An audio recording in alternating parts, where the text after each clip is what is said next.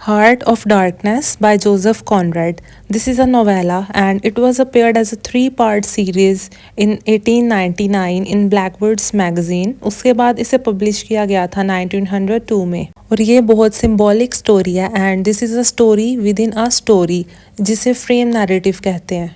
अगर हम इस स्टोरी के टाइटल की बात करें, हार्ट ऑफ डार्कनेस, इस टाइटल के बहुत से मीनिंग्स हैं। इसमें एक अफ्रीकन जंगल दिखाया गया है जो बहुत ही डार्क, बहुत ही वाइल्ड, बहुत ही घना जंगल है और उस जंगल में कुछ ऐसा हो रहा है जो डार्कनेस को सिंबलाइज करता है। तो एक मीनिंग ये हो गया टाइटल का और दूसरा टाइटल रिप्रेजेंट करता है डार्कनेस ऑफ ह्यूमन नेचर और मैन्स सोल, यानी lack of morality, the darkness of insanity and the cruelty of colonialism.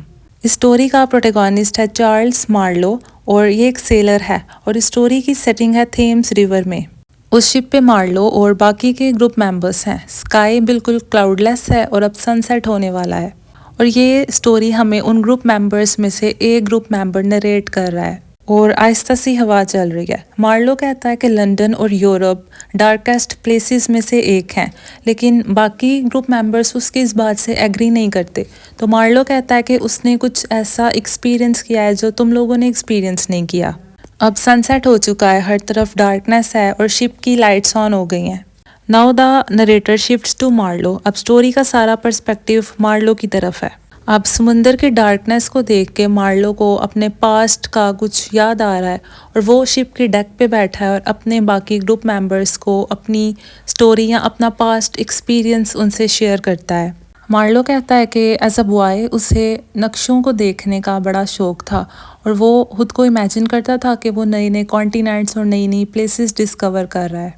अब जब वो थोड़ा बड़ा हुआ, एक सेलर बन गया, तो उसे नक्शे में एक रिवर मिला जिसके बारे में वो बहुत क्यूरियस हो गया और वो रिवर रिसेंबल करता था एक ह्यूज स्नेक को और वो रिवर था Congo river that is located in central Africa. अब एक बेल्जियन ट्रेडिंग कंपनी है जो कंट्री कॉन्गो से किसी तरह की ट्रेड करती है। अब वो उस कंपनी में जॉब हासिल करना चाहता है ताकि उसे भी कॉन्गो रिवर में ट्रैवल करने का मौका मिल सके। अब मार्लो की एक आंट है जिनका काफ़ी इन्फ्लुएंस है, तो उनके रेफरेंस से मार्लो को एज अ कैप्टन जॉब मिल जाती है और अब वो एक रिवर स्टीम बोट का कैप्टन है।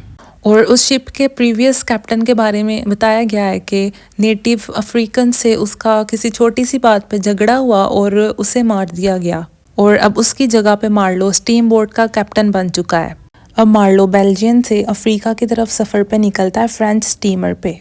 उसकी डेस्टिनेशन होती है बेल्जियन ट्रेडिंग कंपनी के फर्स्ट स्टेशन पे पहुंचना जो कॉन्गो में है। अब कॉन्गो रिवर आपको बताया था कि एक स्नेक की शेप का रिवर है, उसके इर्द गिर्द जंगल ही जंगल है। तकरीबन 30 दिन से ज़्यादा लग जाते हैं उन्हें वहाँ पहुँचते पहुँचते। अभी रिवर का और जंगल का स्टार्ट ही है और जो इर्द गिर्द की लैंड है वहाँ पे हिल्स पे, रॉक्स पे लोगों ने अपने घर बनाए हुए हैं और वहाँ पे ही फर्स्ट स्टेशन है कंपनी का। फिर वो वहाँ पे बहुत से लोगों को देखता है जिनमें ज़्यादातर नेकेड हैं और वो चूंटियों की तरह इधर उधर फिर रहे हैं और वो कुछ डिस्टेंस पे कंपनी का स्टेशन उसे नज़र आता है। उसके बाहर वो देखता है कि हर तरफ क्योस है, चीज़ें बिखरी हुई हैं, मशीनरी के पीसेस बिखरे पड़े हैं और कुछ लोग हैं जो रॉक्स में गन पाउडर डाल के उन्हें ब्लास्ट कर रहे हैं। फिर वो कुछ ब्लैक मैन को देखता है जिन्हें चेन से बांधा गया है और वो एक रो में चल रहे हैं और उनके सर पे काफ़ी भारी सामान है और उन पे बहुत वायलेंस हो रहा है और उन्हें क्रिमिनल समझा जा रहा है and the people are starving और वो बहुत बीमारियों का शिकार है। फिर वो कंपनी स्टेशन के अंदर जाता है, वहाँ पे कंपनी के चीफ अकाउंटेंट से उसकी मुलाकात होती है। वो बड़ा फ्लॉलेस और उसने बड़ा नीट एंड क्लीन ड्रेस पहना होता है और वो एक वाइट मैन है और वो ब्लैक अफ्रीकन से बहुत ज़्यादा काम लेते हैं, उन्हें स्लेव समझते हैं, उन्हें इन्फीरियर समझते हैं और ये सारा काम इसलिए हो रहा होता है आइवरी के लालच में। आइवरी कहते हैं हाथी दांत को, हाथी दांत की ट्रेड हो रही होती है वहाँ पे। अब चीफ अकाउंटेंट मार्लो को कर्ड्स के बारे में बताता है। कर्ड्स एक बड़ा रिमार्केबल आदमी और सबसे ज़्यादा आइवरी वही ट्रेड करता है और वो चीफ अकाउंटेंट ब्लैक अफ्रीकन्स को सेवजेस कह के बुलाता है। सेवजेस कहते हैं जो अनसिविलाइज्ड लोग होते हैं। तो मार्लो कहता है कि वो उन सेवजेस से, उन ब्लैक नेटिव से बड़ी नफरत करता है, वो लोग जो चीज़ें कैरी करते हैं और आइवरी कैरी करते हैं। अब मार्लो वहाँ 10 दिन का स्टे करता है और कंपनी के सेंट्रल स्टेशन की तरफ निकलता है। अब मार्लो वहाँ से सेंट्रल स्टेशन की तरफ निकलता है, उसके साथ 60 लोगों का एक ग्रुप है। अब मार्लो सेंट्रल स्टेशन पहुंच जाता है, लेकिन रास्ते में उसकी स्टीम बोट खराब हो जाती है और सेंट्रल स्टेशन में उसकी मुलाकात मैनेजर से होती है, जो बड़ा स्ट्रेंज पर्सनालिटी का मालिक है। मैनेजर भी मार्लो को मिस्टर कर्ट्स के बारे में बताता है। वो कर्ट्स की बहुत तारीफ करता है कि कर्ट्स एक एक्सेप्शनल मैन है और कंपनी के लिए बहुत इंपॉर्टेंट है।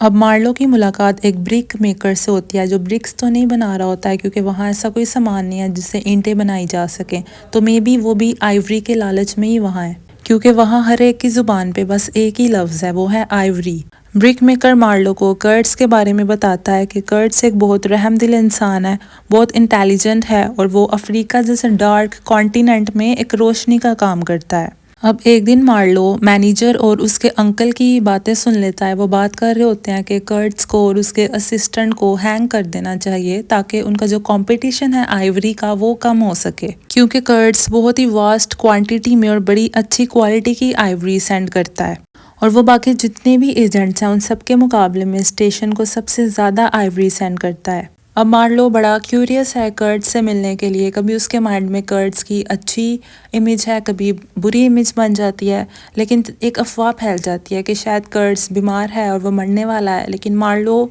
चाहता है कि कर्ट्स अभी ना मरे क्योंकि वो कर्ट्स को देखना चाहता है। अब मार्लो 3 महीने वहाँ पे किसी तरह गुजारता है। अब फाइनली मार्लो का शिप रिपेयर हो चुका है। अब वो कर्ट्स स्टेशन पे निकलते हैं और वो स्टेशन जहाँ कर्ट्स है वो जंगल के बिल्कुल बीचों बीच है। सफ़र के दौरान नेटिव अफ्रीकन्स उन पे हमला कर देते हैं और मार्लो के शिप में से जो हेल्प्समैन है, जो रास्ते की गाइडेंस देता है, वो मारा जाता है।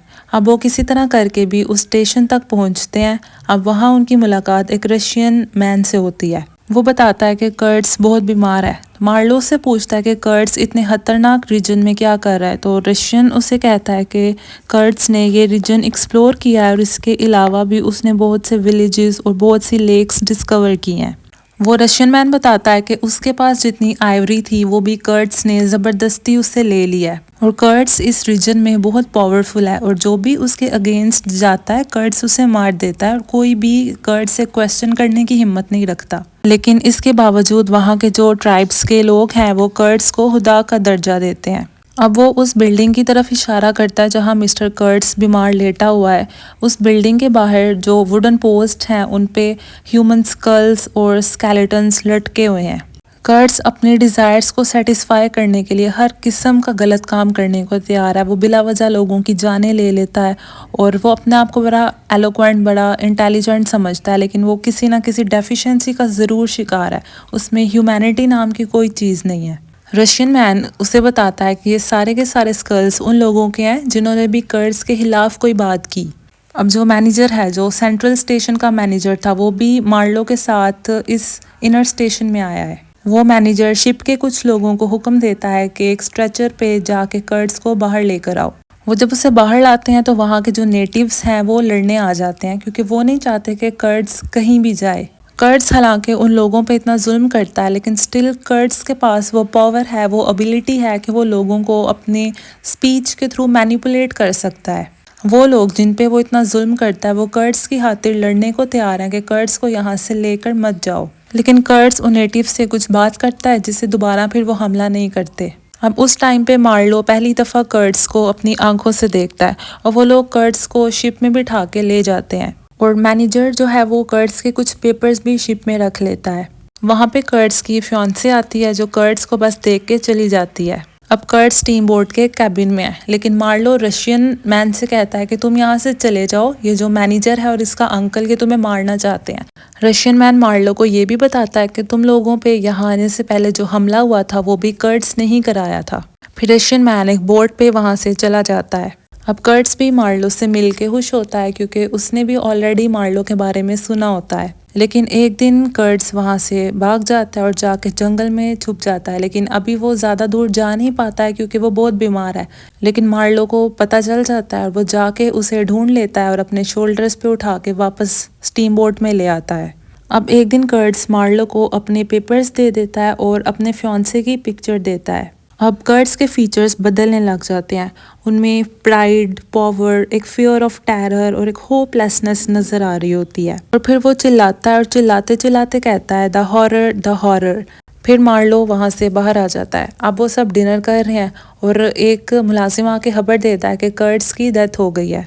वो उसे कीचड़ में दफना देते हैं क्योंकि वो एक बुरा इंसान है, उसे अच्छा एंड नहीं मिलता है। फिर मार्लो बेल्जियन वापस चला जाता है। अब कर्ट्स के बहुत से रिलेटिव्स मार्लो से मिलने आते हैं, वो पेपर्स लेने आते हैं जो कर्ट्स ने मार्लो को दिए हैं, लेकिन अभी भी मार्लो के पास कर्ट्स के बहुत से पेपर्स हैं। फिर मार्लो डिसाइड करता है कि वो कर्ट्स की फियांसे के पास जाएगा। अब 1 साल गुजर चुका है मार्लो की डेथ को, लेकिन जब वो उसकी फियांसे से मिलता है तो वो अभी तक उसकी मौत का गम मना रही है। वो मार्लो से पूछती है कि कर्ट्स के आखिरी अल्फाज क्या थे, तो मार्लो उसे कह देता है कि कर्ट्स मरने से पहले तुम्हारा नाम पुकार रहा था।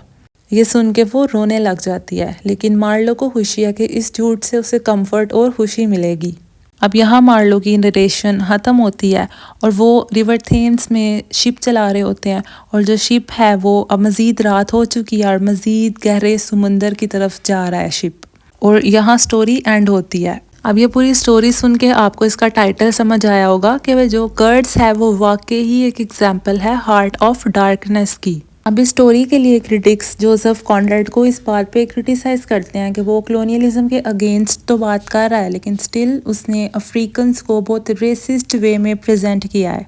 यानी उसने कहीं भी अफ्रीकन्स को नॉर्मल ह्यूमंस के तौर पे प्रेजेंट नहीं किया है।